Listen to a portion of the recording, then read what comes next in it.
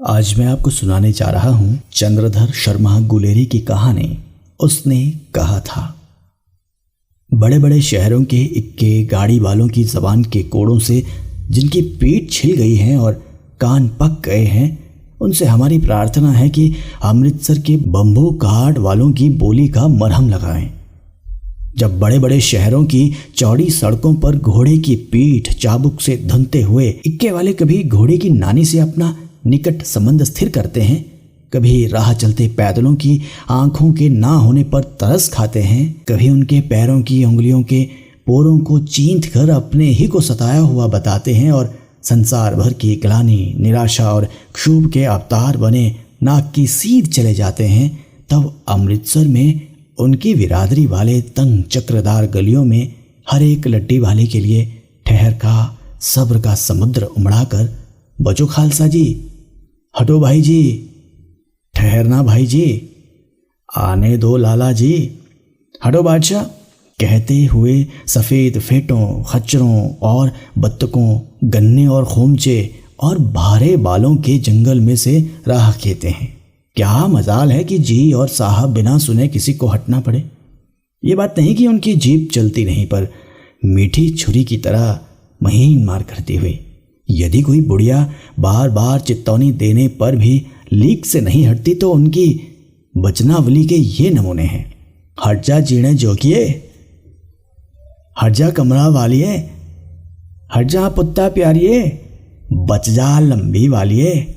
समष्टि में इनके अर्थ है कि तू जीने योग्य है, तू भाग्यों वाली है, पुत्रों को प्यारी है, लंबी उम्र तेरे सामने है, तू क्यों मेरे पहिए के नीचे आना चाहती है, बच जा। ऐसे बंबू घाट बालों के बीच में होकर एक लड़का और एक लड़की चौक की एक दुकान पर आ मिले। उसके बालों और इसके ढीले सुथने से जान पड़ता था कि दोनों सिख हैं।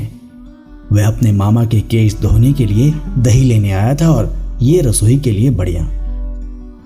दुकानदार एक परदेसी से गूंथ रहा था जो शेर भर गीले पापड़ों की गड्डी को गिने बिना हटता न था।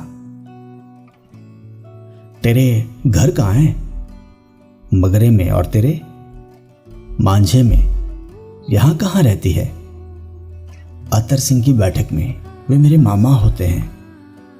मैं अभी मामा के यहाँ आया हूं, उनका घर गुरु बाजार में है। इतने में दुकानदार निपटा और इनका सौदा देने लगा। सौदा लेकर दोनों साथ साथ चले। कुछ दूर जाकर लड़के ने मुस्कुरा कर पूछा, तेरी कुड़माई हो गई? इस पर लड़की कुछ आंखें चढ़ाकर धत कहकर दौड़ गई और लड़का मुंह देखता रह गया। दूसरे तीसरे दिन सब्जी वाले के यहाँ, दूध वाले के यहाँ अकस्मात दोनों मिल जाते। महीना भर यही हाल रहा। 2-3 बार लड़के ने फिर पूछा, तेरी कुड़माई हो गई? और उत्तर में वही धत मिला। एक दिन जब फिर लड़के ने वैसे ही हंसी में चिढ़ाने के लिए पूछा तो लड़की लड़के की संभावना के विरुद्ध बोली, हाँ हो गई। कब? कल। देखते नहीं ये रेशम से कड़ा हुआ सालू? लड़की भाग गई। लड़के ने घर की राह ली। रास्ते में एक लड़के को मोरी में ढकेल दिया। एक छावड़ी वाले की दिन भर की कमाई खोई। एक कुत्ते पर पत्थर मारा और एक गोभी वाले के ठेले में दूध उड़ेल दिया। सामने नहा कर आती हुई किसी वैष्णवी से टकराकर अंधे की उपाधि पाई, तब कहीं घर पहुंचा। राम राम, ये भी कोई लड़ाई है? दिन रात खंदकों में बैठे हड्डियां अकड़ गईं।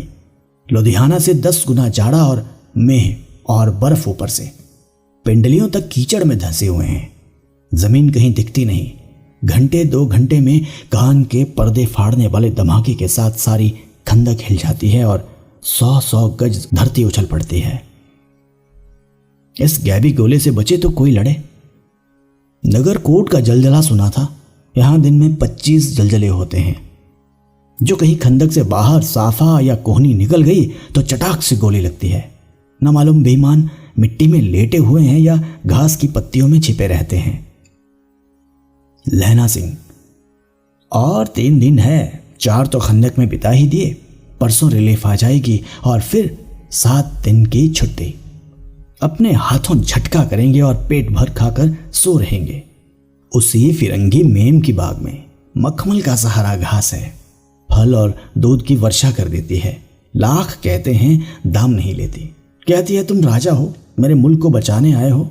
4 दिन तक एक पलक नींद नहीं मिली। बिना फेरे घोड़ा बिगड़ता है और बिना लड़े सिपाही। मुझे तो संगीन चढ़ाकर मार्च का हुक्म मिल जाए, फिर 7 जर्मनों को अकेला मारकर न लौटूं तो मुझे दरबार साहब की दहली पर मत्था टेकना नसीब ना हो।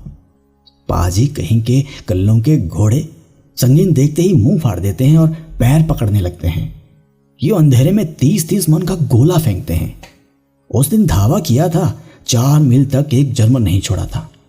पीछे जनरल ने हट जाने का कमान दिया था, नहीं तो सीधे बर्लिन पहुंच जाते। क्यों? सूबेदार हजारा सिंह ने मुस्कुरा कर कहा, लड़ाई के मामले जमादार या नायक के चलाए नहीं चलते। बड़े अफसर दूर की सोचते हैं। 300 मील का सामना है, एक तरफ बढ़ गए तो क्या होगा? सूबेदार जी सच है, लहना सिंह बोला, पर करें क्या? हड्डियों में तो जाड़ा धंस गया है। सूर्य निकलता नहीं और खाई में दोनों तरफ से चंबे की बावड़ियों के से सोते झर रहे हैं। एक धावा हो जाए तो गर्मी आ जाए। उद्यमी उठ, सिगड़ी में कोले डाल। वजीरा, तुम 4 जने बाल्टियां लेकर खाई का पानी बाहर फेंको।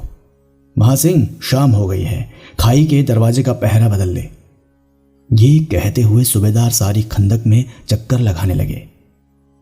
वजीरा सिंह पलटन का विदूषक था। बाल्टी में गंदला पानी भरकर खाई के बाहर फेंकता हुआ बोला, मैं पाधा बन गया हूं, करो जर्मनी के बादशाह का तर्पण। इस पर सब खिलखिला पड़े और उदासी के बादल फट गए। लहना सिंह ने दूसरी बाल्टी भरकर उसके हाथ में देकर कहा, अपनी बाड़ी के खरबूजों में पानी दो, ऐसा खाद का पानी पंजाब भर में नहीं मिलेगा।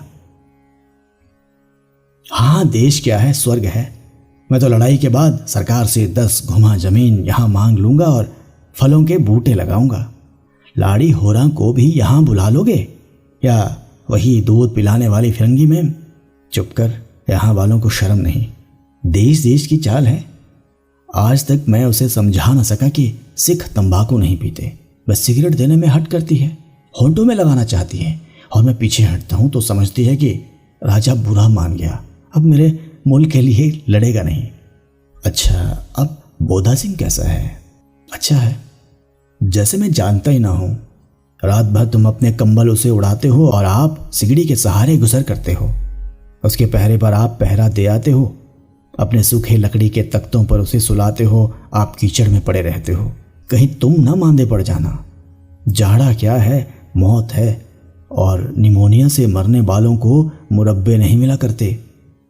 मेरा डर मत करो, मैं तो बुलेल की खड्ड के किनारे मरूंगा।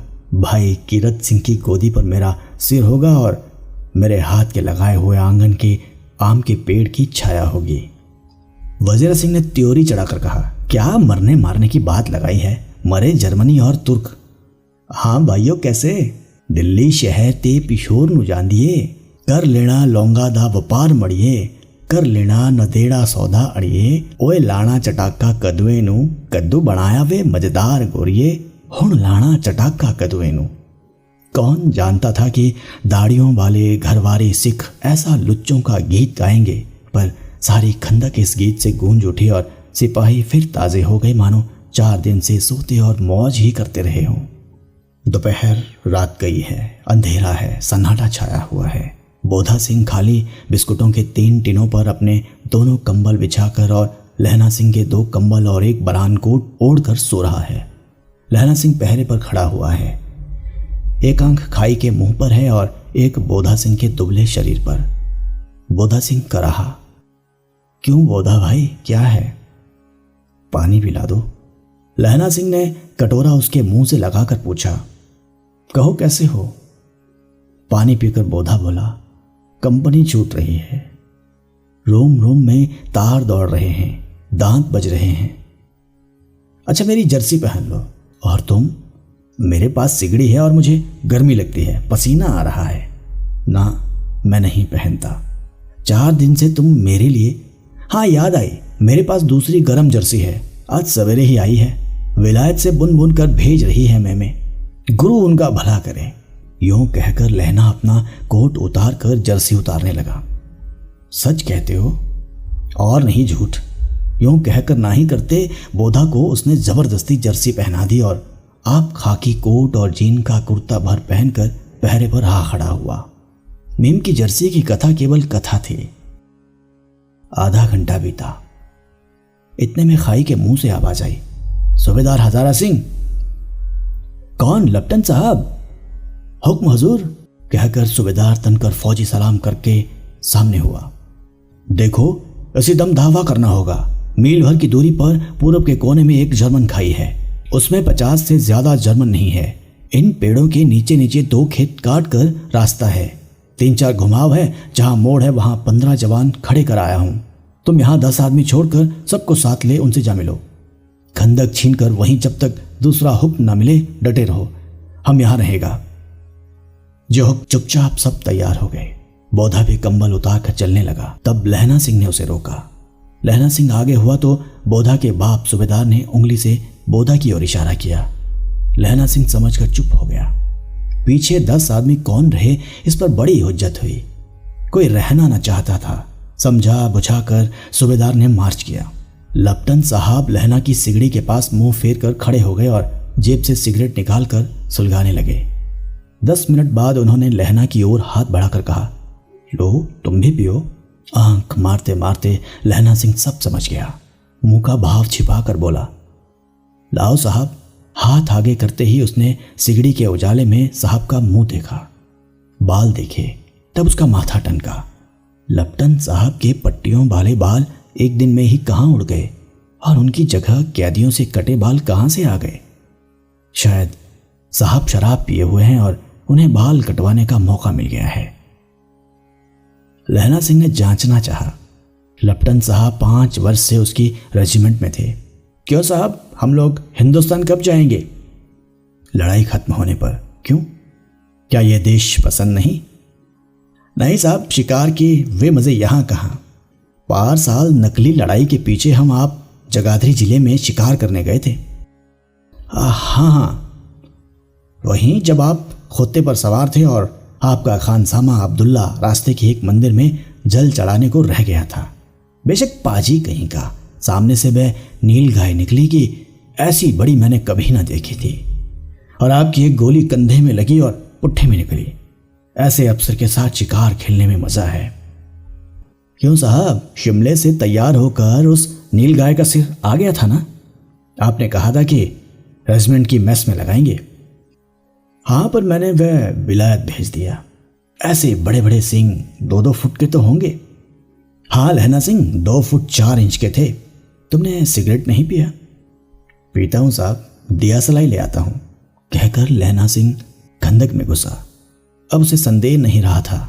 उसने झटपट निश्चय कर लिया कि क्या करना चाहिए। अंधेरे में किसी सोने वाले से बैठ टकराया। कौन? वजीरा सिंह।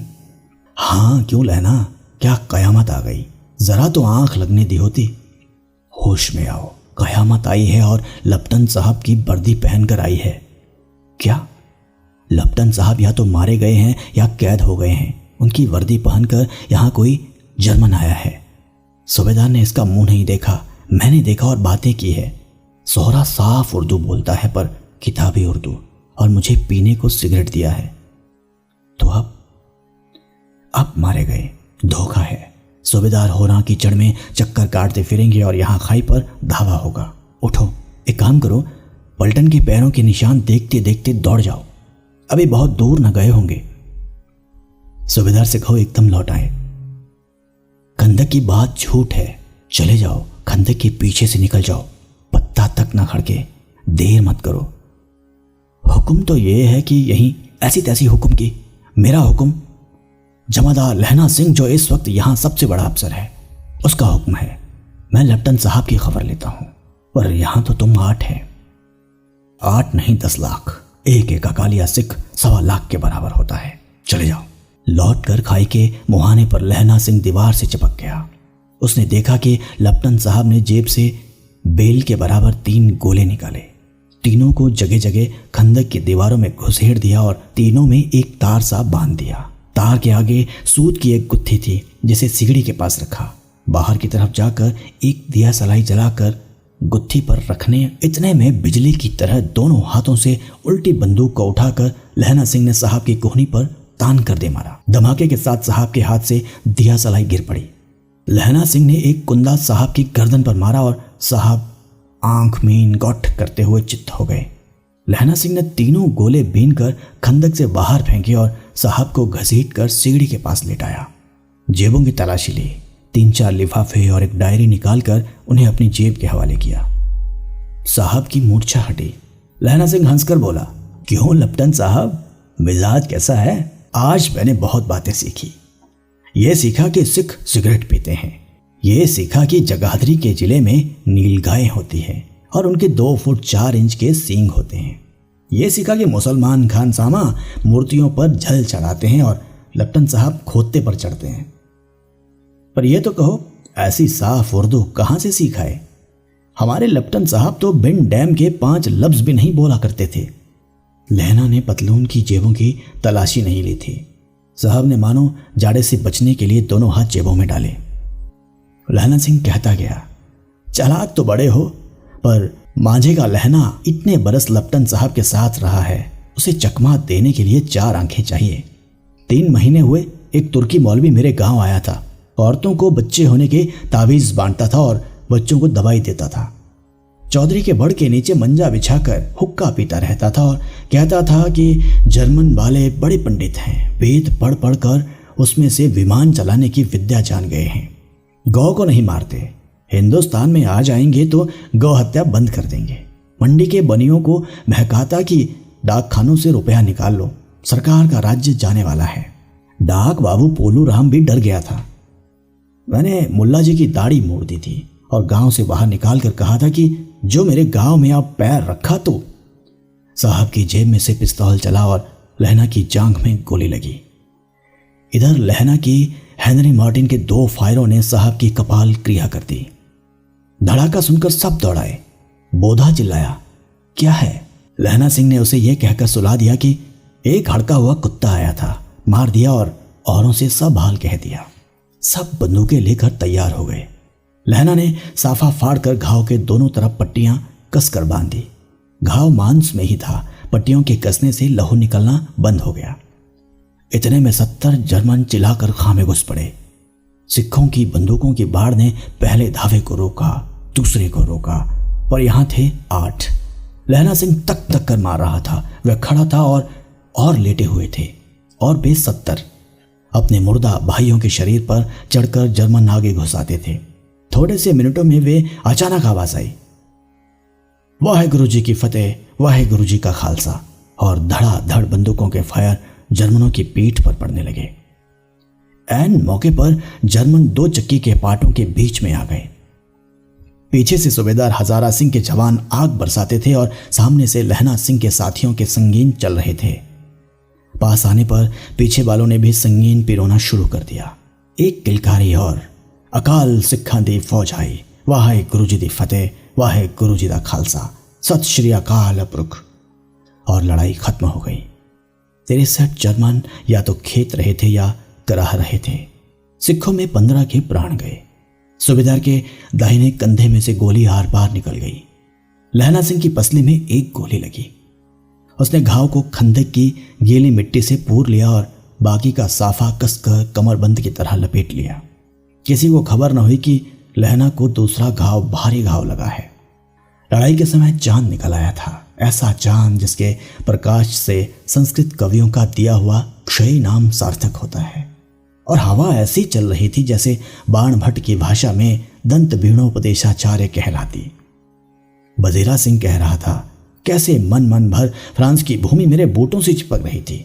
जब मैं दौड़ा दौड़ा सूबेदार के पीछे गया था, सूबेदार लहना सिंह से सारा हाल सुन और कागजात पाकर वे उसकी तुरंत बुद्धि को सराह रहे थे और कह रहे थे कि तू ना होता तो आज सब मारे जाते। इस लड़ाई की आवाज 3 मील दाहिनी ओर की खाई वालों ने भी सुन ली थी। उन्होंने पीछे टेलीफोन कर दिया था। वहां से झटपट 2 डॉक्टर और 2 बीमार ढोने की गाड़ियां चली, जो कोई 2.5 घंटे के अंदर अंदर आ पहुंचे। फील्ड अस्पताल नजदीक था, सुबह होते होते वहां पहुंच जाएंगे, इसलिए मामूली पट्टी बांधकर एक गाड़ी में घायल लिटाए गए और दूसरे में लाशें रखी गई। सूबेदार ने लहना सिंह की जांघ में पट्टी बंधवानी चाहिए, पर उसने ये कहकर टाल दिया कि थोड़ा घाव है, सवेरे देखा जाएगा। बोधा सिंह ज्वर में बर्रा रहा था। वह गाड़ी में लिटाया गया। लहना को छोड़कर सूबेदार जाते नहीं थे। ये देख लहना ने कहा, तुम्हें बोधा की कसम है और सूबेदारनी जी की सौगंध है जो इस गाड़ी में ना चले जाओ। और तुम मेरे लिए वहां पहुंचकर गाड़ी भेज देना, और जर्मन मुर्दों के लिए भी तो गाड़ियां आती होंगी। मेरा हाल बुरा नहीं है, देखते नहीं मैं खड़ा हूं। वजीरा सिंह मेरे पास है ही। अच्छा, पर बोधा गाड़ी पर लेट गया। भला आप भी चढ़ जाओ। सुनिए तो, सूबेदारनी होरा को चिट्ठी लिखो तो मेरा मत्था टेकना लिख देना, और जब घर जाओ तो कह देना कि मुझसे जो उसने कहा था वह मैंने कर दिया। गाड़ियां चल पड़ी थी। सूबेदार ने चढ़ते चढ़ते लहना का हाथ पकड़कर कहा, तूने मेरे और बोधा के प्राण बचाए हैं, लिखना कैसा, साथ ही घर चलेंगे। अपनी सूबेदारनी को तू ही कह देना उसने क्या कहा था। अब आप गाड़ी पर चढ़ जाओ, मैंने जो कहा वह लिख देना और कह भी देना। गाड़ी के जाते लहना लेट गया। वजीरा पानी पिला दे और मेरा कमरबंद खोल दे, तर हो रहा है। मृत्यु के कुछ समय पहले स्मृति बहुत साफ हो जाती है। जन्म भर की घटनाएं एक एक करके सामने आती है। सारे दृश्यों के रंग साफ होते हैं। समय की धुंध बिल्कुल उन पर से हट जाती है। लहना सिंह 12 वर्ष का है। अमृतसर में मामा के यहाँ आया हुआ। दही वाले के यहाँ, सब्जी वाले के यहाँ, हर कहीं उसे एक 8 वर्ष की लड़की मिल जाती है। जब वह पूछता है तेरी कुड़माई हो गई, तब धत कहकर वह भाग जाती है। एक दिन उसने वैसे ही पूछा तो उसने कहा, हाँ कल हो गई। देखते नहीं ये रेशम का फूलों वाला सालू। सुनते ही लहना सिंह को दुख हुआ, क्रोध हुआ। क्यों हुआ? वजीरा सिंह पानी पिला दे। 25 वर्ष बीत गए। अब लहना सिंह नंबर 77 राइफल्स में जमादार हो गया है। उस 8 वर्ष की कन्या का ध्यान ही न रहा। न मालूम वह कभी मिली थी या नहीं। 7 दिन की छुट्टी लेकर जमीन के मुकदमे की पैरवी करने वे अपने घर गया। वहां रेजिमेंट के अफसर की चिट्ठी मिली कि फौज लाम पर जाती है, फौरन चले आओ। साथ ही सूबेदार हजारा सिंह की चिट्ठी मिली कि मैं और बोधा सिंह भी लाम पर जाते हैं। लौटते हुए हमारे घर होते हुए जाना, साथ ही चलेंगे। सूबेदार का गांव रास्ते में पड़ता था और सूबेदार उसे बहुत चाहता था। लहना सिंह सूबेदार के यहां पहुंचा। जब चलने लगे तब सूबेदार बेड़े में से निकल कर आया। बोला, लहना, सूबेदारनी तुमको जानती है, बुलाती है, जा मिला। लहना सिंह भीतर पहुंचा। सूबेदारनी मुझे जानती है? कब से? रेजिमेंट के क्वार्टरों में तो कभी सूबेदार के घर के लोग रहे नहीं। दरवाजे पर जाकर मत्था टेकना कहा। असीस सुनी? लहना सिंह चुप। मुझे पहचाना? नहीं। तेरी कुड़माई हो गई? धत कल हो गई। देखते नहीं रेशमी बूटों वाला सालू? अमृतसर में भावों की टकराहट से मूर्छा खुली, करवट बदली, पसली का घाव बह निकला। वजीरा पानी पिला। उसने कहा था स्वप्न चल रहा है। सूबेदारनी कह रही है मैंने तेरे को आते ही पहचान लिया। एक काम कहती हूं, मेरे तो भाग फूट गए। सरकार ने बहादुरी का खिताब दिया है, लायलपुर में जमीन दी है। आज नमक हलाली का मौका आया है, पर सरकार ने हम तेमियों की एक घंघरिया पलटन क्यों न बना दी, जो मैं भी सूबेदार जी के साथ चली जाती। एक बेटा है फौज में भर्ती हुए, उसे 1 ही बरस हुआ। उसके पीछे 4 और हुए पर एक भी नहीं जिया। सूबेदारनी रोने लगी।